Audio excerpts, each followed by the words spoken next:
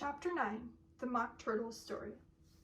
"You can't think how glad I am to see you again, dear old thing," said the Duchess, as she tucked her arm affectionately into Alice's and they walked off together.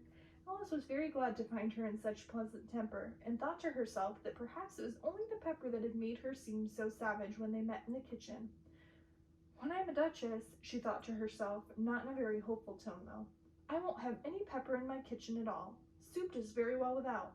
Maybe it's always pepper that makes people hot-tempered," she went on, very much pleased to having found out a new kind of rule, and vinegar that makes them sour, and chamomile that makes them bitter, and barley sugar, and such things that make children sweet-tempered.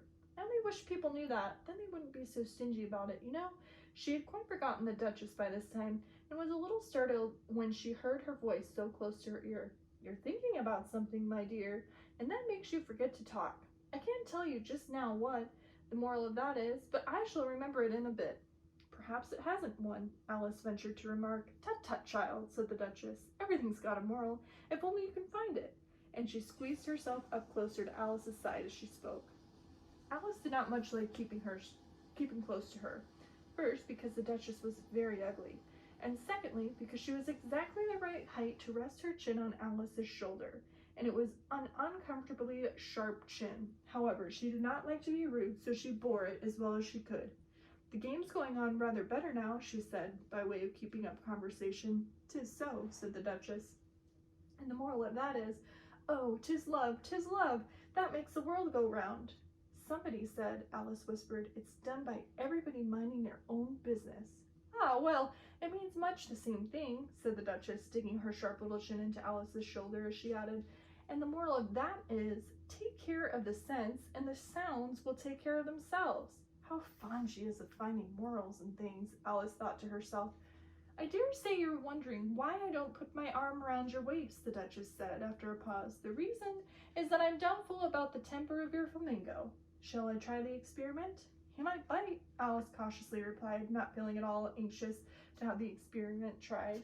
"Very true," said the Duchess. Flamingos and mustard both bite, and the moral of that is, birds of a feather flock together." "Only mustard isn't a bird," Alice remarked. "Right as usual," said the Duchess. "What a clear way you have of putting things."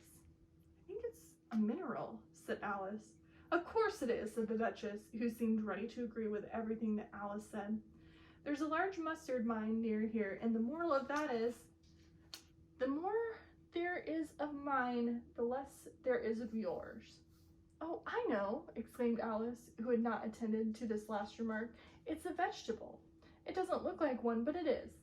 "I quite agree with you," said the Duchess, "and the moral of that is, be what you would seem to be, or, if you'd like it put more simplify, never imagine yourself not to be otherwise than what it might appear to others, that what you were or might have been was not otherwise than what you had been would you have appeared to them to be otherwise." "I think I should understand that better," Alice said very politely, "if I had it written down, but I can't quite follow it as you say it." "That's nothing to what I could say, if I chose," the Duchess replied in a pleased tone. "Pray, don't trouble yourself to say it any longer than that," said Alice. "Oh, don't talk about trouble," said the Duchess. "I make you a present of everything I've said as yet." "A cheap sort of present," thought Alice. "I'm glad people don't give birthday presents like that." But she did not venture to say it out loud.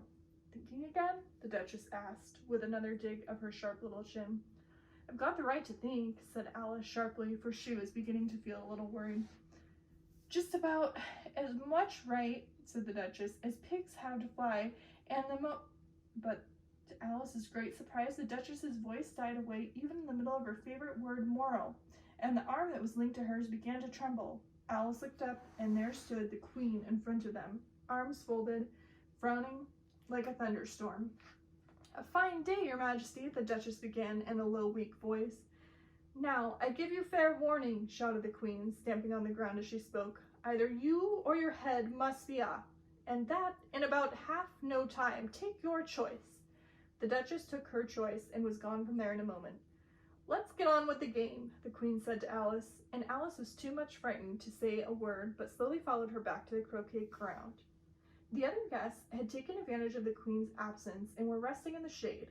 However, the moment they saw her, they hurried back to the game, and the queen merely remarked that a moment's delay would cost them their lives. All the time they were playing, the queen never left off quarreling with the other players and shouting, "Off with his head!" or "Off with her head!" Those whom she sentenced were taken into custody by the soldiers, who, of course, had to leave off being arches to do this, so that by the end of half an hour or so, there were no arches left, and all the players except the king, the queen, and Alice were in custody and under sentence of execution. Then the queen left off, quite out of breath, and said to Alice, "Have you seen the mock turtle yet?" "No," said Alice. "I don't even know what a mock turtle is." "It's the thing mock turtle soup is made from," said the queen. "I never saw one, or heard of one," said Alice. "Come on, then," said the queen, "and he shall tell you his history." And they walked off together. Alice heard the king say in a low voice to the company generally, "You are, all of you, pardoned." "Come, that's a good thing," she said to herself, for she had felt quite unhappy at the number of executions the queen had ordered. They very soon came upon a griffin lying fast in the sun. "If you don't know what a griffin is, look up a picture." "Up, you lazy thing," said the queen. "And take this young lady to see the mock turtle and hear his history. I must go back and see after some executions I have ordered." And she walked off, leaving Alice alone with the griffin. Alice did not quite like the look of the creature, but on the whole, she thought it would be quite as safe to stay with it as it would to go after the savage queen. So she waited. The griffin sat up and rubbed its eyes, and then watched the queen till she was out of sight. Then it chuckled. "What fun!" said the griffin, half to itself, half to Alice. "What is the fun?" said Alice. "Why, she," said the griffin. "It's all her fancy that they never executes nobody, you know. Come on." "Everybody says come on here," thought Alice as she went slowly after it. "I was never ordered about before, in all my life, never." They had not gone far by the time they saw the mock turtle in the distance, sitting sad and lonely on the little ledge of rock, and as they came nearer, Alice could hear him sighing as if his heart would break. She pitied him deeply. "What is his sorrow?" she asked the griffin, and the griffin answered nearly as before. "It's all his fancy that. He hasn't got no sorrow. Come on." So they went up to the mock turtle, who looked at them with large eyes full of tears but said nothing. "This here young lady," said the griffin, "she wants for to know your history, she do."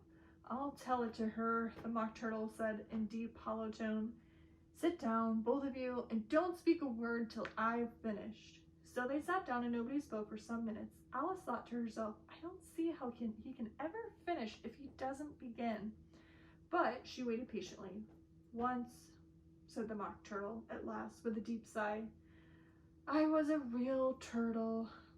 These words were followed by a very long silence, broken only by the occasional exclamation of "Ugh" from the griffin, and constant, heavy sobbing of the mock turtle.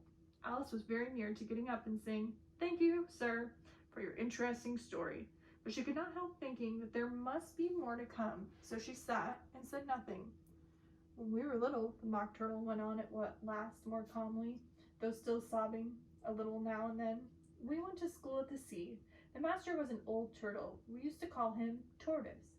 "Why did you call him Tortoise if he wasn't one?" Alice asked. "We called him Tortoise because he taught us," said the mock turtle angrily. "Really, you are very dull." "You ought to be ashamed of yourself for asking such a simple question," added Griffin. And then they both sat in silence and looked at poor Alice, who felt ready to sink into the earth. At last the griffin said to the mock turtle, "Drive on, old fellow, don't be about it all day." And he went on in these words, "Yes, we went to school in the sea, though you mayn't believe it." "I never said I didn't," interrupted Alice. "You did," said the mock turtle. "Hold your tongue," added the griffin before Alice could speak again. The mock turtle went on. "We had the very best of educations. In fact, we went to school every day." "I've been to a day school too," said Alice. "You needn't be so proud as all that." "With extras?" asked the mock turtle anxiously. "Yes," said Alice. "We learned French and music." "And washing?" said the mock turtle. "Certainly not," said Alice indignantly. "Ah, then yours wasn't really a good school," said the mock turtle in a tone of great relief. "Now, at ours, they had, at the end of the bill, French, music, and washing. Extra." "You couldn't have wanted it much," said Alice. "Living at the bottom of the sea?" "I couldn't afford to learn it," said the mock turtle with a sigh. "I only only took the regular course." "What was that?" inquired Alice. "Reading and writing, of course, to begin with," the Mock Turtle replied. "And then the different branches of arithmetic: ambition, distraction, uglification, and derision." "I never heard of uglification," Alice ventured to say. "What is it?" The Griffin lifted up on both his paws in surprise. "Never heard of uglifying!" it exclaimed. "You know what beautify is, I suppose?" "Yes," said Alice doubtfully. "It means to make anything prettier." "Well then," said the Griffin, "if you don't know what to uglify is, then you are a simpleton." Alice did not feel encouraged to ask any more questions about it, so she turned to the Mock Turtle and said, "What else had you to learn?" "Well, there was mystery," the Mock Turtle replied, counting off the subjects on his flappers. "Mystery, ancient and modern, was theography, then drawing, and the drawing master was an old conger eel, and he used to come once a week. He taught us drawing, stretching, and painting in coils." "What was that like?" said Alice. "Well, I can't show it to you myself," the Mock Turtle said. "I'm too stiff, and the Griffin never learnt it." "Hadn't time," said the Griffin. "I went to the classical master, though. He was an old crab, he was." "I never went to him," the Mock Turtle said with a sigh. "He taught laughing and grief, they used to say." "So he did, so he did," said the Griffin, sighing in his turn, and both creatures hid their faces in their paws. "And how many hours a day did you do lessons?" said Alice in a hurry to change the subject. 10 hours the first day," said the Mock Turtle, 9 the next, and so on. "What a curious plan!" exclaimed Alice. "That's the reason they're called lessons," the Griffin remarked, "because they lesson from day to day." This was quite a new idea to Alice, and she thought it over a little while before she made her next remark. "Then on the 11th day you must have been on holiday?" "Of course it was," said the Mock Turtle. "And how did you manage on the 12th?" Alice went on eagerly. "That's enough about lessons," the Griffin interrupted in a very decided tone. "Tell her something about the games now."